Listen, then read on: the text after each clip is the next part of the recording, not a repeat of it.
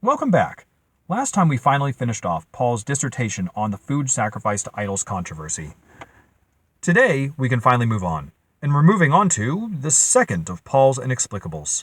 This one concerns the relationship between men and women, women's head coverings, and angels. The whole history of Christian interpretation has struggled to find out what on earth Paul is talking about in this section. For my part, I'm going to throw out a couple basic ideas, some theories, but not get too wrapped up in it. Let's get started. I commend you because you remember me in everything and maintain the traditions just as I handed them on to you. But I want you to understand that Christ is the head of every man, and the husband is the head of the wife, and God is the head of Christ. I want to stop briefly here. You'll notice that Paul begins by praising the Corinthians for maintaining the traditions which Paul handed on to them. The word tradition in the Bible is more controversial than it ought to be, due to Protestant and Catholic squabbles.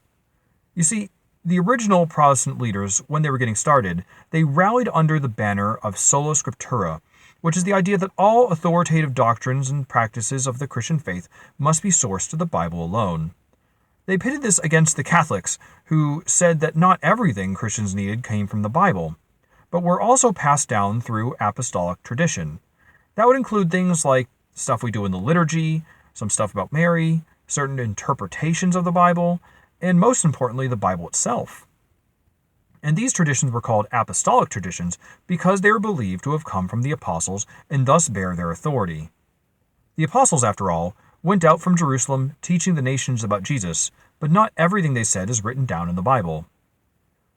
So that sets up a dichotomy between Scripture and tradition, wherein Protestants will look at Catholics and say, "You Catholics follow your traditions, but we follow the Word of God alone." And in many spaces of Protestant culture, the word tradition became a bad word. They'll often point to the conflict between Jesus and the Pharisees, wherein he condemns some of their traditions. And they'll say, "Look, see? Jesus condemns tradition in a religious context." But there's a little problem with that philosophy, because the New Testament, in several places, uses the word tradition in a positive way. This passage, 1 Corinthians chapter 11, verse 2, is one of those passages. So if you're a self-respecting Protestant translator of the Bible and you run across this passage, what do? Well, if you're the translator of the New International Version, you hide it. In all the places where the word tradition appears in a positive context, they changed it to the word teachings, so that their readers don't have dangerous thoughts about the role of tradition in the Christian religion. So with all that said, this is a passage worth remembering because it serves as a counterpoint to the anti-tradition school of thought. Paul praises his audience for continuing all the beliefs and practices that he handed on to them. Okay, on to the next sentence. Paul says, Christ is the head of every man, and the husband is the head of his wife, and God is the head of Christ. Now, the word head can, of course, mean the part of your body where your brain is, but in this context it means someone who has authority over someone else. Paul uses the word in a similar way in his other letters. So, in this spot, Paul gives a hierarchy. He says that Christ is the head of every man, or husband, the husband is the head of his wife, and God is the head of Christ. That means a husband really is in a position of authority over his wife. Christ is obviously in a position of authority over the church. The only confusing part might be when it says that God is the head of Christ. Isn't Christ also God?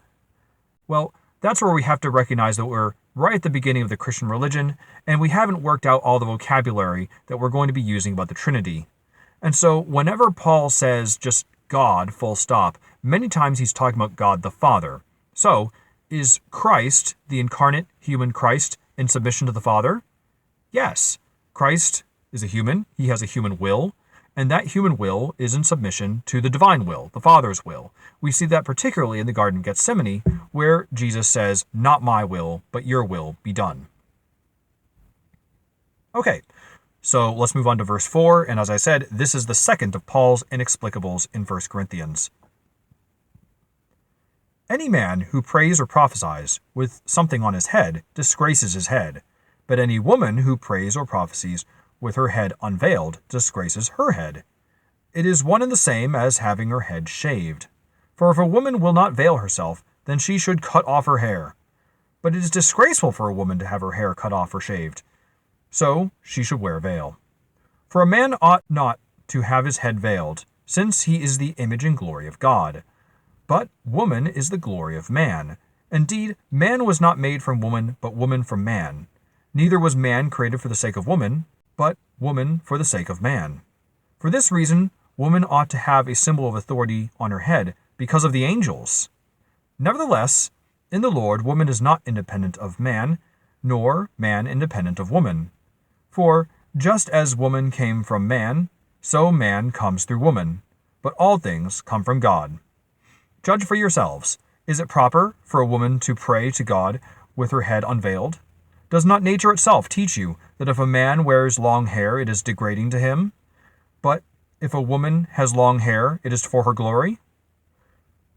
For her hair is given to her for a covering. But if anyone is disposed to be contentious, we have no such custom, nor do the churches of God. Okay, so this is the second of Paul's inexplicables. It is a passage wherein it's difficult to know what on earth he's trying to say, let alone how we're supposed to apply it. Just like with the first inexplicable, I'm not going to try to fully explain it. I'm just going to give a few theories as to how we might take it. The first model of understanding this is the modesty model. This one proposes that Paul is talking about dress codes. Women's hair is very beautiful, and Paul wants to make sure that men aren't distracted during Mass. Thus, he wants women to wear a head covering to prevent this. Men shouldn't have long, beautiful hair, so men shouldn't need it. And why should the angels care? That's where the theory gets a little weird. In the Old Testament, there is this mysterious passage about the sons of God taking a liking to the daughters of men.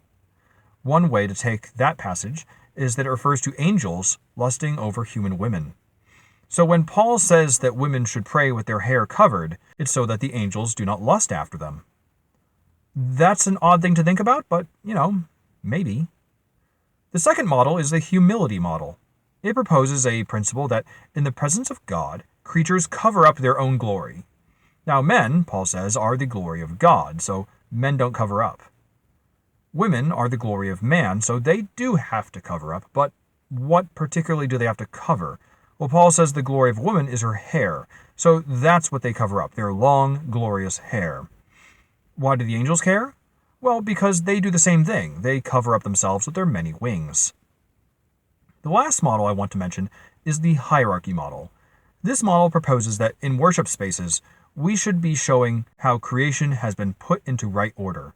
Therefore, since women are to be in submission to their husbands, they should wear a veil as a sign of their submission. The angels care about this because they too want to see people recognizing their proper ranking, as they also have a proper ranking before God. Which one of these theories do I side with? I think the second and third theories have the most going for them. And maybe there's a way to combine the two which could fully explain what Paul is talking about, but who knows? With those theories out of the way, there are three things I want to address in this passage. First, does Paul in this passage make a law that Christians must follow for all time? The answer here is apparently no. At the beginning of the 20th century, it was required for Catholic women to wear a veil at Mass. However, the Church ruled that it was always a disciplinary matter, and it could be altered and set aside. The second question is what Paul means when he specifies that men are in the image of God, but doesn't say the same for women. Is Paul contradicting Genesis, which says that men and women are both in the image of God? Well, what I'd say here is that men and women must be in the image of God in some shared way, or else Genesis would be false. However, men must image God in an additional way, which is unique to them. And I think an easy place to look is that we're to refer to God as Father and not Mother. So there must be something about fatherhood which images God. What some have proposed is to think about the relationship between children and their parents when a new life is created. When a woman creates life, the baby finds itself in an environment, namely a womb, which is the mother. But when a father begets life, he does so outside of his own body. The baby's environment is not the father. This can be analogized to our situation. We find ourselves in an environment, nature, the planet, the universe, and this environment is not God. Pantheism is false. God is distinct from the created order. Thus, God's mode of creation has more in common with fatherhood than motherhood. Thus, we call God Father.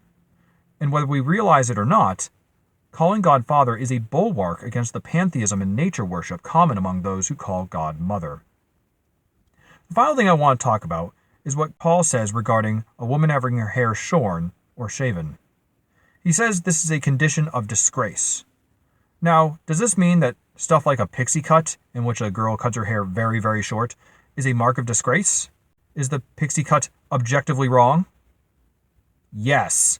Absolutely yes. It is a horrid thing, and is a sign of rebellion against God, nature, and all that is right.